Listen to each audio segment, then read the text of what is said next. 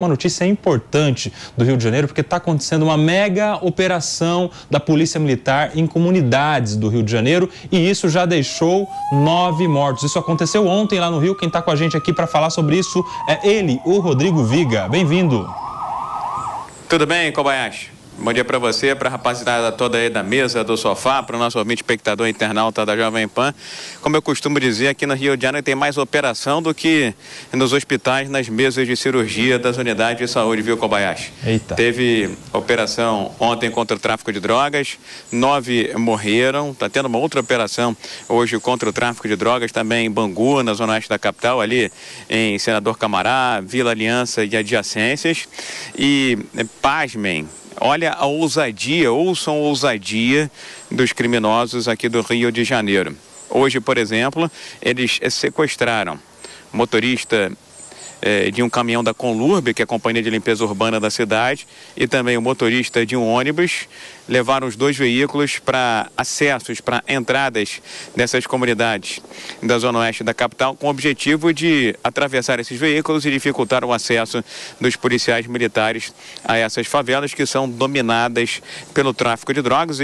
Uma ofensiva da principal facção criminosa aqui do estado do Rio de Janeiro, aquela mesmo ligada aos 2 que fugiram do Presídio Federal de Mossoró há quase 15 dias e até agora não foram encontrados. Existe uma ofensiva dessa facção criminosa na cidade e no estado do Rio de Janeiro em busca de mais territórios, áreas para ficarem sob seu domínio e também negócios que movimentam milhares e milhões de reais mensalmente e anualmente. Portanto, operação contra o tráfico de drogas ontem e hoje, e tem uma outra operação em paralelo, parceria das forças de segurança com o Ministério Público contra as milícias. Tudo é crime organizado.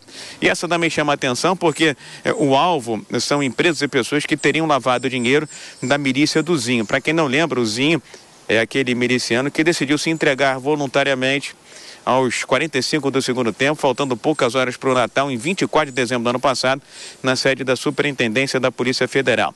Segundo as investigações, entre 2007 e 2023, Kobayashi, preste atenção nesse número, hein?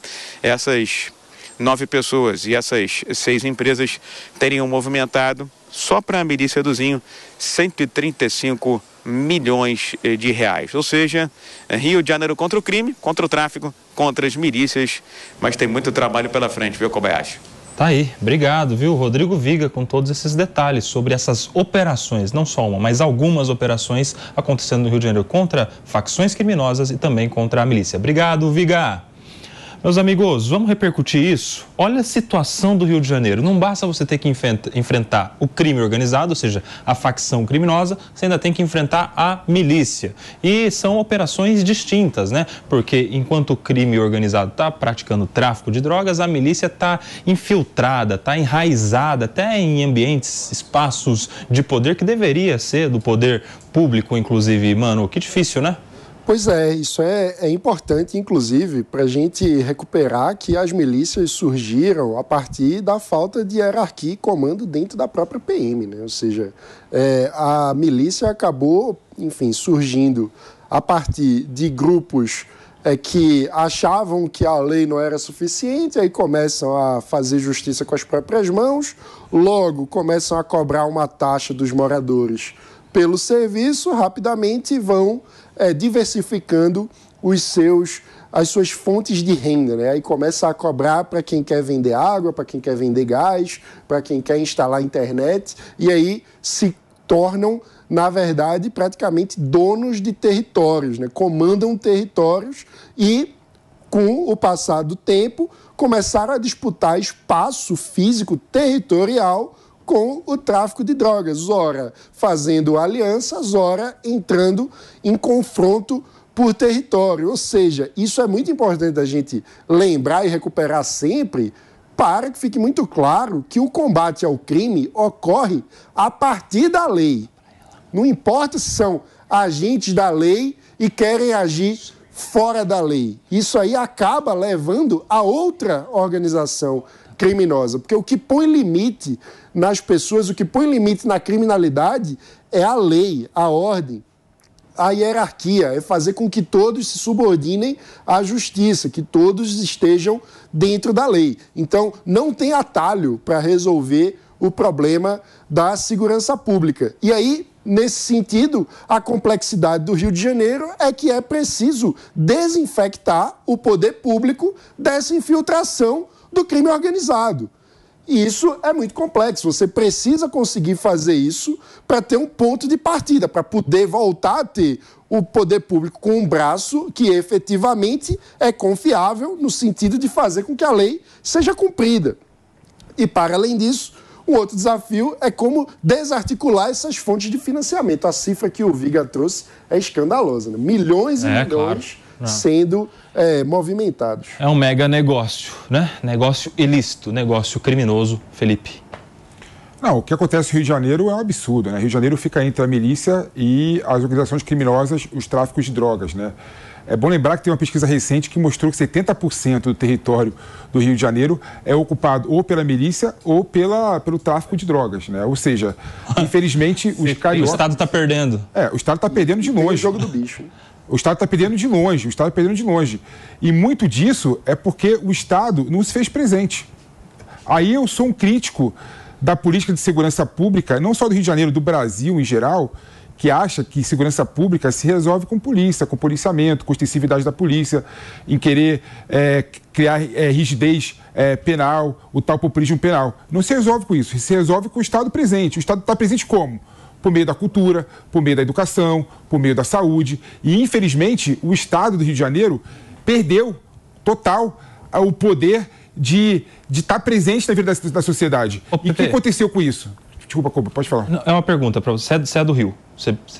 Você consegue identificar em algum momento nessa história que teve ali um grande momento de omissão do Estado? Algum evento, algum episódio que foi uma virada de chave para esse crescimento estrondoso na história do Rio? O Mano, quando ele fez a contextualização da situação do Rio de Janeiro, ele foi muito feliz. O problema da milícia, realmente, a milícia surgiu como forma de proteger parte da sociedade do tráfico de drogas, né? Ou seja, ao invés do Estado combater o tráfico de drogas, quem combate o tráfico de drogas no Rio de Janeiro, no momento histórico, foram milícias, né?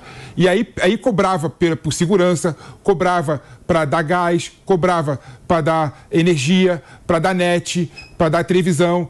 Ou seja, quem se fez presente na vida da sociedade para ganhar espaço do tráfico de drogas, infelizmente, foi a milícia. Então, o Rio de Janeiro resolveu o problema da segurança pública do tráfico com milícia, que é um problema de segurança pública talvez mais grave que o tráfico de drogas. Agora eu queria entender, Aninha, Diego, por que isso é tão característico do Rio de Janeiro? Porque em outros locais do país também há, em alguma proporção, falta de Estado, uma ausência, uma omissão. E a gente não tem em outros locais, pelo menos com tanta relevância assim, essa milícia tão presente. Como é que vocês veem essa questão? Primeiro aniversariante. Coba, eu acho que são vários os fatores que a gente pode atribuir para essa situação, mas me chama a atenção até o aspecto geográfico, porque a forma como, pelo menos, a cidade do Rio de Janeiro é colocada, ela dificulta o acesso em muitos locais por conta dos morros. E aí é nesse momento em que as pessoas que já estão lá em cima começam a se aproveitar dessa situação para conseguir levar as pessoas mais carentes aquilo que elas precisam, como o PP muito bem comentou, e isso acaba gerando essa sensação, essa situação de dependência que as pessoas que estão lá em cima têm dessas milícias, porque o Estado não chegou até elas, geograficamente falando. Na minha visão, eu acho que o Rio de Janeiro ele sofreu de forma mais acelerada um processo de institucionalização do crime organizado. Que é o quê? Que é essa conversão paulatina gradual do Estado em um narco-Estado. Tem até uma passagem muito interessante, Coba. Na época do auge dos cartéis, do cartel de Medellín, enfim, das grandes organizações do narcotráfico internacional, o Rio de Janeiro era o destino turístico favorito desses grandes narcotraficantes. Era aqui que eles podiam aproveitar de forma mais livre o que a gente pode chamar de período de férias, né? Mas eu só fazendo um contraponto aqui ao PP, não tem nem comparação o poder hoje do tráfico de drogas com o que são as milícias, não que as milícias não sejam também um gravíssimo problema a ser enfrentado no Rio. E eu concordo com o Mano também quando ele diz que não existe atalho para a resolução do problema. O grande problema, mano, é que tem outros caminhos que são muito mais longos e tortuosos e tem alguns caminhos que sequer chegam até a solução. E eu acredito que, infelizmente, o que o Rio de Janeiro e o Brasil, de modo geral, estão fazendo é tomando esses caminhos que não levam a lugar nenhum.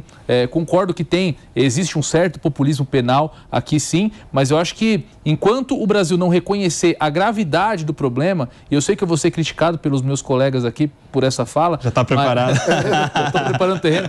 Mas se nós não reconhecermos, por exemplo, a gravidade da nossa crise, como foi feito, por exemplo, em El Salvador, nós vamos seguir aprofundando esse problema.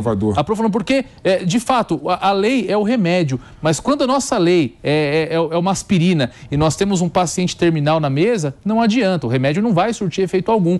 Então nós precisamos, para locais como o Rio de Janeiro, e o Brasil, de modo geral, que passa por uma epidemia de falta de segurança pública, medidas drásticas. Infelizmente, esse é o cenário. Quem é que vai contrapor aí? Vai tirar o João Kempô? Eu posso trazer um ponto anterior, antes de chegar em El Salvador, que eu acho importante colocar na mesa, que no caso do Rio de Janeiro, um ponto muito importante para a situação se transformar da forma como está e para ver o domínio territorial que hoje há, foi o suicídio do governo Brizola. Lá 40 fala mal do Brizola, anos mano. atrás... Não fala mal do Brizola, primeiro, mano. teve uma gestão desastrosa das polícias militares, politizou demais a situação. Foi aquela pergunta que eu tinha feito pro PP, né? Qual foi o momento? Mano, você está respondendo, o PP não está errando. 40 anos atrás. Vai lá, mano. O Brizola ficou famoso por dizer o seguinte: minha polícia não sobe no morro.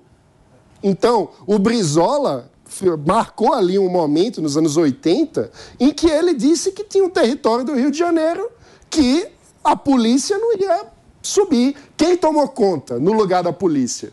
O Comando Vermelho, o crime organizado.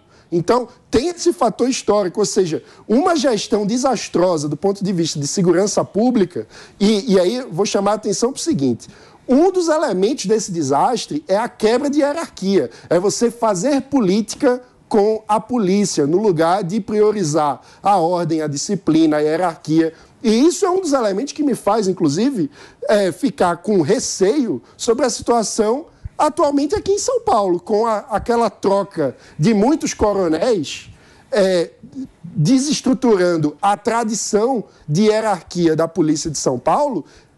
O precedente que nós temos desse tipo de ingerência política no comando e na hierarquia das polícias é o Rio de Janeiro de Brizola, que acabou dando o que deu. Mas você sabe que na questão da hierarquia, mano, na Polícia de São Paulo, pelo menos, a hierarquia no oficialato, ela é até tenente-coronel. Uma certeza que o oficial tem é de que ele vai ser tenente, segundo, primeiro, depois capitão, major, até chegar a tenente-coronel. O cargo de coronel, ou seja, esse de comando, ele não está dentro da escala automática. Ele necessariamente é para uma escolha política. Tem essa diferença aí, né? Não, sim, tem. E aí é importante fazer essa diferença. Mas o meu ponto é que também havia na Polícia de São Paulo uma cultura de muito tempo, onde antiguidade importava, onde havia toda uma gradação geracional também, no sentido de aqueles que têm mais experiência comandando os com menos experiência. Isso foi quebrado. São 11h34, quem está na rádio vai para um breve intervalo. Por aqui eu quero ouvir o PP, porque ele foi instado a se manifestar quando o Mano Ferreira falava a respeito de Brizola. PP? Eu fico triste quando eu vejo o Mano largando a carapuça de liberal fofo e colocando a vestimenta de extrema-direita. Que é isso? E abraçando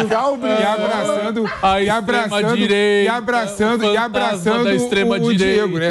Infelizmente, o Mano acha... Eu não concordo com a solução em El Salvador. Infelizmente, o Mano acha que o problema do Rio de Janeiro foi porque a polícia não subiu no morro.